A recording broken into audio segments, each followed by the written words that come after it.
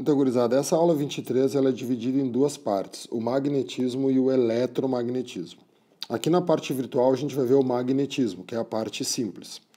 O magnetismo estuda ímãs naturais, é uma parte muito antiga da física, que existe desde a descoberta da bússola pelos chineses antes de Cristo.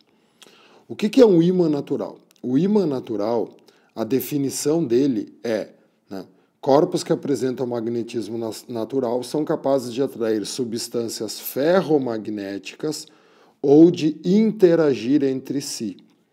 O mineral mais comum é a magnetita é ferro 3, oxigênio 4, a fórmula química dele.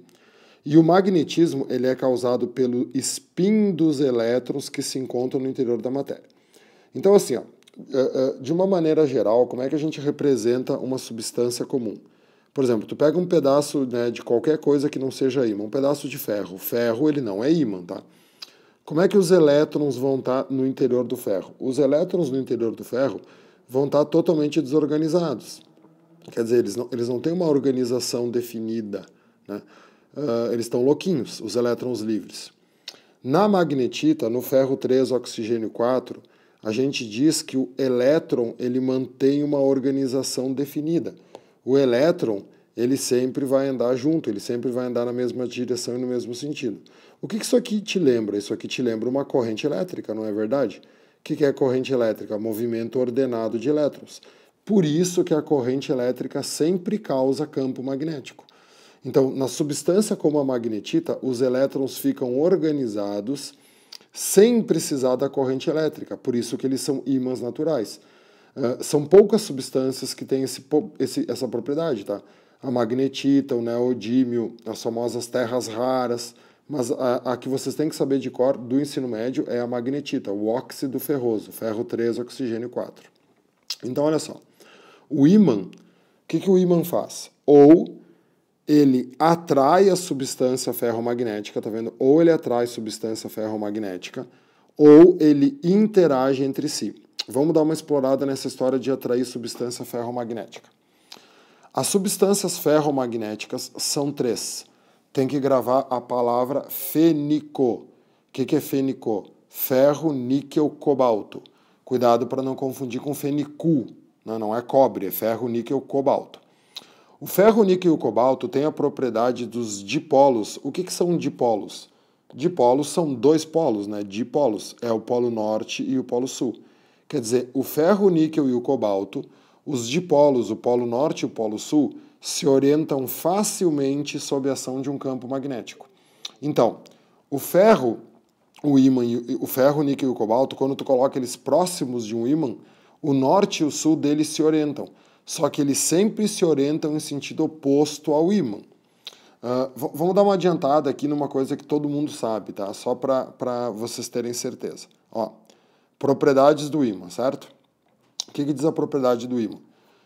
Polos de nomes opostos, se for polos de nomes iguais, sul com sul ou norte com norte, se repelem, né? Se afastam. E polos de nomes opostos, norte com sul, se atraem. É o basicão, como se fosse positivo e negativo. E os polos de um ímã são inseparáveis, tá vendo? Tu tem um ímã em forma de barra. Se acostumem que o polo pintado vai ser sempre o polo norte, tá? As questões que trazem o polo pintado não precisam dizer qual que é o norte desde que ele esteja pintado. Tu tem um ímã em forma de barra, ele tem um lado norte e um lado sul. Se tu dividir o ímã no meio, imagina que tu passe uma serra no ímã, tu forma 2 novos ímãs. Esses 2 novos ímãs são ímãs completos. Eles têm um lado norte, um lado sul, um lado norte, um lado sul, e assim vai. Se tu passar uma serra aqui, ó, e dividir esse ímã no meio, tu vai ter aqui de novo 2 novos ímãs, que um lado dele vai ser norte, um lado dele vai ser sul, um lado vai ser norte, um lado vai ser sul. É impossível vocês terem um ímã só norte e terem um ímã só sul. Todo ímã é sempre um ímã completo. Vocês viram antes ali que o ferro, o níquel e o cobalto sempre são atraídos por ímã. Então, olha só. Tu pega um pedaço de ferro. O ferro é ímã? Não. Os elétrons deles estão desorganizados. Quando tu coloca ele perto de um ímã, o ímã vai ter um polo norte e um polo sul. O campo magnético que esse ímã gera organiza os elétrons do ferro, porque eles são fáceis de serem organizados. E aí o ferro cria um campo magnético ao redor. Só que o ferro sempre cria um polo oposto ao que tu colocar ele. Se tu colocou o ferro perto do norte, Desse lado o ferro vai criar sul, desse lado o ferro vai criar norte. Sul com norte se atraem, então o ferro e o ímã vão se atrair. Se tu virar esse ímã, tá? Tu tem um pedaço de ferro ali, e aí tu virar o ímã, agora eu vou botar o pedaço de ferro perto do polo sul, né? Então o que vai acontecer? Beleza, o ferro inverte o campo, e aí desse lado ele cria norte, desse lado ele cria sul, e ele e o ímã continuam se atraindo. Um ímã nunca vai repelir o ferro, o níquel e o cobalto. Ferro, o níquel e o cobalto sempre são atraídos por ímã, justamente por causa desse desenho, porque ele cria polos no sentido oposto. Por isso que o ímã, né, o ferro, o níquel, desculpe, o ferro, as substâncias ferromagnéticas aqui, ó, elas são chamadas ímãs transitórios. Ó. A substância ferromagnética é um ímã transitório. Por quê? Porque quando ela está perto do ímã, como ela cria um polo norte e um polo sul, ela também se transforma num ímã. Tu nunca fez aquelas brincadeiras de pegar um ímã e grudar um clips no ímã e aí depois pegar um outro clips e grudar naquele clips que está grudado no ímã e fazendo tipo uma escadinha de clips? Sempre que o ferro está próximo do ímã, aquele ferro vira um ímã, porque os elétrons dele estão organizados. Se tu tirar o ímã de perto, o ferro deixa de ser ímã, por isso que ele é chamado de ímã transitório. Ele só é ímã na presença de um campo magnético externo. Beleza? Na sequência, nós temos as substâncias paramagnéticas e as substâncias diamagnéticas, tá? As paramagnéticas, os dipolos não se orientam facilmente. Ó, tá vendo? É que nem condutor isolante. Não é que é impossível de orientar, tem como orientar, mas é difícil. Isso é como se fossem os isolantes. O óleo, o potássio, a platina, a madeira, o plástico. As substâncias diamagnéticas, os dipolos se orientam em sentido contrário ao vetor indução magnética. Essas substâncias são repelidas pelo ímã. E aí, olha aqui, cuidado, ó. Cobre, ouro e prata. O cobre, o ouro e a prata são aqueles nossos amigos, os 3 melhores condutores. Cobre, ouro e prata são diamagnéticas, se orientam em sentido oposto ao ímã. Ok? Então, olha só, assim como o ferro pode ser imantado por ser um ímã transitório, ele também pode se desimantar, tá? Ele pode perder as suas propriedades magnéticas. E isso acontece usando a temperatura. Vocês sabem que a temperatura é o grau de agitação molecular. Então, conforme tu vai aquecendo o material, conforme tu vai aquecendo o ferro, os elétrons começam a se agitar tanto que tu não consegue mais organizá-los. Por isso que o ferro tem um ponto chamado ponto Curie. O ponto Curie do ferro é aproximadamente 770 graus Celsius. Quer dizer, se tu pegar um pedaço de ferro e aquecer ele até 770 ou acima disso, ele perde as propriedades magnéticas. As propriedades magnéticas deixam de existir, isto é, tu não consegue mais organizar os elétrons. Por isso que a temperatura ela é inimiga do magnetismo. Quanto mais quente um corpo está, menor vão ser as propriedades magnéticas dele, porque mais desorganizado vão estar os elétrons. E agora vamos para o que interessa, que é o campo magnético.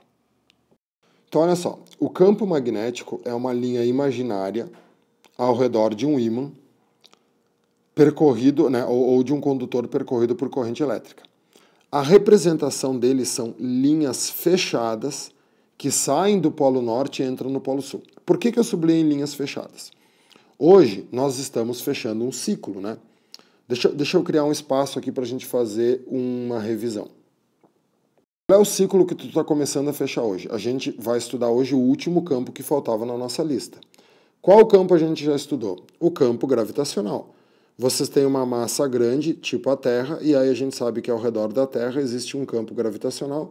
O campo gravitacional é sempre de atração, né? Tudo o que tiver próximo da superfície da Terra vai ser atraído na direção do centro da Terra, por causa que a gravidade é sempre atrativa.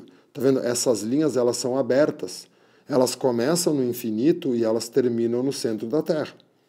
Como é que é o campo elétrico? Ó, se eu tenho uma carga positiva, por convenção, o campo é de afastamento, né? Se eu tenho uma carga negativa, por convenção, o campo é de aproximação. Aliás, o campo elétrico da carga negativa é a mesma coisa que o campo gravitacional ao redor da Terra. Então isso aqui tu já sabia. Tá vendo? Essas linhas são linhas abertas, elas têm um início e um fim. O campo magnético é o único formado por linhas fechadas. As linhas saem do Polo Norte, dão a volta e entram no Polo Sul. Só peraí, se essas linhas são fechadas, elas continuam existindo dentro do ímã. Por dentro do ímã elas vão ir do Polo Sul para o Polo Norte. Ó, é um circuito fechado. A linha não tem um início e um fim. Né? Aqui também, ó, elas saem do Polo Norte, dão a volta, entram no Polo Sul, por dentro elas vão do Polo Sul para o Polo Norte. Então, amiguinhos, existem dois tipos de campos magnéticos. Deixa eu apagar isso aqui que eu fiz aqui, tá? Que não nos interessa mais. O campo magnético, para quem não se lembra, é representado pela letra B maiúscula, tá? Campo magnético é B maiúsculo. Ele é uma grandeza vetorial, então a flechinha em cima. O campo magnético externo, olha aqui, ó, o B externo, o B fora do ímã, externo, anota aí no teu livro. Ele vai do norte para o sul. Tá vendo? Por fora do ímã, a linha sai do Polo Norte, dá a volta e entra no Polo Sul. Então, por fora é do norte para o sul. Mas existe o B interno. Mais adiante, esse conceito aqui vai aparecer de novo, é bem importante se lembrar. O campo interno, ele vai do sul para o norte, porque dentro do ímã a linha continua, daí ela vai do sul para o norte. Beleza? O que é uma linha magnética? Né? Aquele mesmo esquema que eu fiz com vocês quando a gente fez campo elétrico, se lembra? O que é uma linha de força? É a trajetória descrita por uma carga de prova positiva. Né? O que é uma linha magnética? Bom, vamos pensar o seguinte. Como que os físicos descobriram, então, que o campo é assim? Como eles descobriram que é uma linha fechada que sai do norte e entra no sul? Na realidade, para fazer o campo magnético, o que a galera usou foi um instrumento chamado bússola. Na próxima página, eu já vou te explicar o que é uma bússola. Então, por enquanto, o que eu preciso que você saiba? Que a linha magnética é a trajetória... Opa, peraí que não escreveu. Completa aqui, ó. A linha magnética é a trajetória descrita por uma bússola.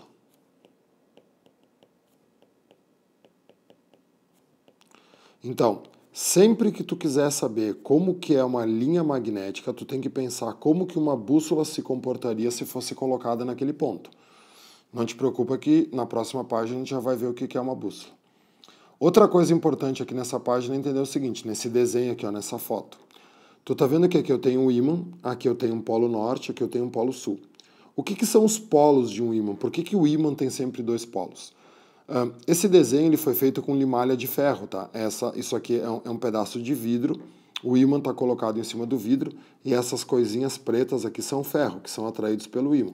E aí tu tá notando aqui, né, que o campo tem uma tendência, a linha tem uma tendência a fazer aquele formato circular. Só que, o que tu tá vendo nesses pontos aqui, ó? Existe uma concentração da limalha de ferro. A limalha de ferro está muito concentrada, tá vendo? Tem uma maior concentração nas pontas do que no meio da barra. Isso são os polos do ímã, tá? Os polos do ímã são as regiões onde o campo magnético é mais intenso. Então escreve aí, polo do ímã é a região onde o campo magnético é mais intenso. Então, um ímã, ele sempre tem dois polos, porque sempre vai ter regiões, né, duas regiões, onde o campo vai ser mais intenso. Aí essas regiões vão ser determinadas pelo polo norte e pelo polo sul. Quem determina isso é a bússola. Então vamos lá, vira a página. Aqui nessa página a gente tem o que é uma bússola. Uma bússola é um ímã permanente, então ela é feita de magnetita e ela pode girar livremente, quer dizer, ela está livre para girar ao redor do eixo dela. Só que a bússola sempre vai ter o polo norte identificado, tá vendo aqui na figura, ó, o polo norte aqui está pintado de vermelho. Então o polo norte é pintado de vermelho e aí o polo que está em branco aqui é o polo sul. O que acontece então? Como a bússola é um ímã que pode girar livremente, a bússola se orienta de acordo com o campo magnético. Então aqui, ó, vocês têm um ímã em forma de barra. Aqui tem o polo norte, aqui tem o polo sul. Quando tu coloca a bússola perto do polo norte, né, o ponteiro da bússola se afasta. A gente acaba representando a bússola por uma flechinha, ó, uma flechinha assim, ó, tá? Um vetor. A ponta da flecha é sempre o polo norte, né? O início da flecha é o polo sul. Ou algumas faculdades representam a bússola por um ponteiro assim, eu prefiro essa representação aqui, e sempre vai ter um lado pintado. Esse lado pintado é o polo norte. Então, como é que os físicos descobriram que o campo é uma linha fechada? Ó, eles foram colocando a bússola ao redor do ímã e foram vendo que a bússola dava a volta, né? Conforme tu ia te afastando do polo norte, a bússola ia se aproximando do polo sul. Então, a bússola, o caminho do ponteiro, acabou sendo de uma circunferência. Então, é uma linha fechada que sai do polo norte e entra no polo sul. Depois que eles fizeram esse desenho, eles só ligaram os pontinhos e aí eles criaram a linha magnética saindo do norte e entrando no sul. Então, na realidade, o campo magnético é a trajetória descrita pela bússola, tá? Se vocês têm um ímã, ó, podemos fazer pequenininho aqui, ó. Vocês têm um ímã aqui, ó, em forma de barra, tá? E aí vamos fazer o contrário do que tá ali, ó. O polo norte pintado tá para cá, tá vendo? E eu colocar uma bússola aqui, né, no eixo do ímã aqui, ó, o ponteirinho da bússola vai ficar alinhado com o ímã, né? E aí o que acontece? Como o norte repele o norte e atrai o sul, o polo norte vai ficar para cá. Se tu começar a andar com essa bússola, tu vai ver que a bússola vai começar a dar volta e o polo norte vai estar sempre aqui para cima. A bússola vai fazendo uma volta completa, né? Tá vendo? Ó?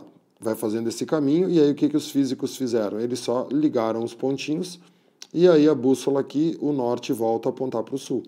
Então o que é interessante perceber aqui, ó? Tá vendo que a bússola nessa posição aqui e a bússola nessa posição aqui estão iguais, né? O norte está virado aqui, o norte da bússola está virado para a direita e aqui o norte da bússola está virado para a direita. Quer dizer, a bússola deu um giro de 360 graus. Ao redor dela mesmo, ela deu uma volta inteira. Mas tu deu ao redor do ímã meia volta. Então, né, o que está acontecendo aqui, ó, se tu der meia volta ao redor do ímã, ao redor da bússola, ela ao redor do eixo dela dá uma volta inteira. Se tu partisse de um ponto e desse a volta inteira ao redor do ímã, a bússola ao redor dela mesmo daria 2 voltas. Por quê? Porque ao redor do ímã, quando tu dá meia volta, ela dá uma volta ao redor dela. Então, se tu girasse inteiro ao redor do ímã, ao redor dela, ela daria 2 voltas. Às vezes tem questões pedindo sobre isso, tá? Uma outra coisa importante aqui é entender o magnetismo terrestre, né? Existe um consenso geral, quase todo mundo sabe que a Terra é um ímã gigante. Por que a Terra é um ímã gigante? Cuidado! Em geografia, vocês estudam que o núcleo da Terra basicamente é feito de ferro e níquel. E aí, como o ferro e o níquel são substâncias ferromagnéticas, muita gente acha que é por isso que a Terra é um ímã gigante. Não tem nada a ver, tá? Olha aqui, ó.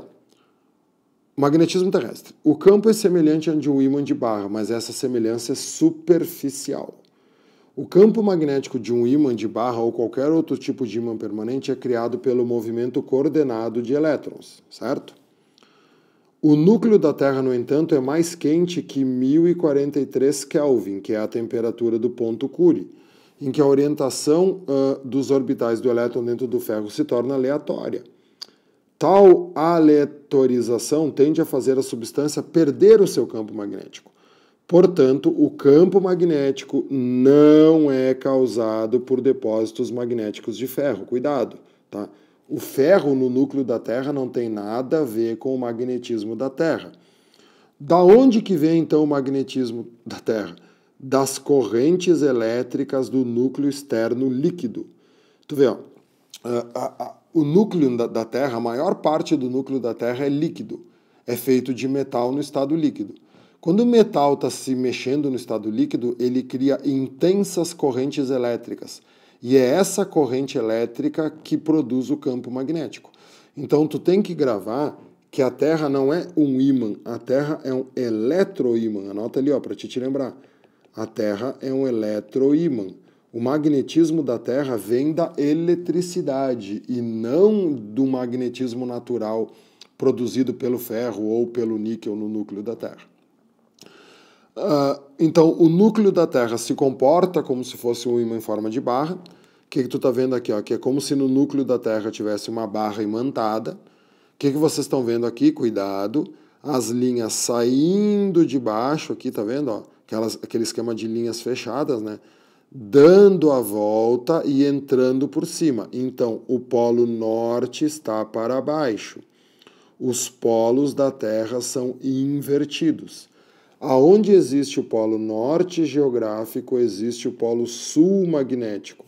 E aonde existe o polo norte geográfico, existe o polo norte magnético, existe o sul geográfico. Né? O polo norte magnético da Terra está embaixo.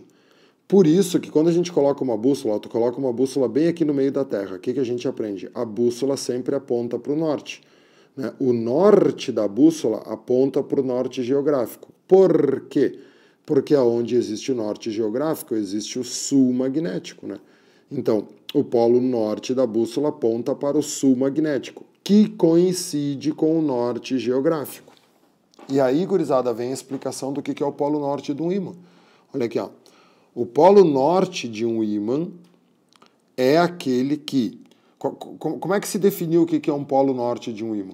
O polo norte de um ímã é aquele que aponta para o norte geográfico. Cuidado com isso. Isso aqui é um baita pega-ratão. O polo norte de um ímã é aquele que aponta para o norte geográfico. Por que isso? Porque aonde existe o norte geográfico, existe o sul magnético. O norte geográfico coincide com o sul magnético. Então aqui nós temos outro pega-ratão. Na Terra, norte aponta para norte. Só que é o norte magnético da bússola apontando para o sul magnético da Terra ou para o norte geográfico da Terra.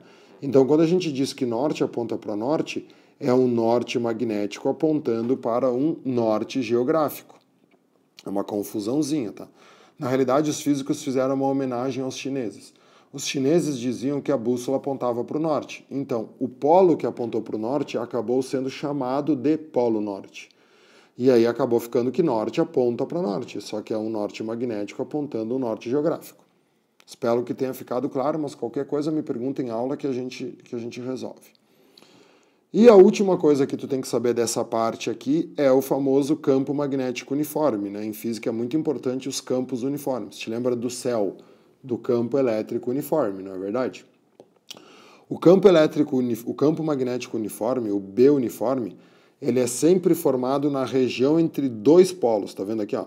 Se tu tiver de um lado um polo norte e de um lado um polo sul, tu vai criar linhas magnéticas indo do norte para o sul e essas linhas elas se tornam paralelas e equidistantes.